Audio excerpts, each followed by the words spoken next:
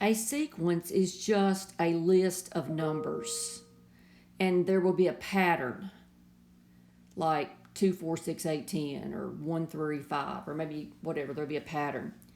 So this sequence has got 200 numbers in it, and we're trying to figure out the 192nd number in that sequence.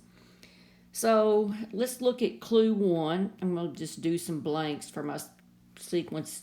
First term of S is negative 40. Well, I don't know about anything else, so that doesn't work. 2. Each term of S after the first term is 3 less than the preceding term.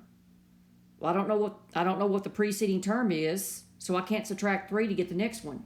So clue 2 doesn't work. But if you put both of them together, let's use this where I started here.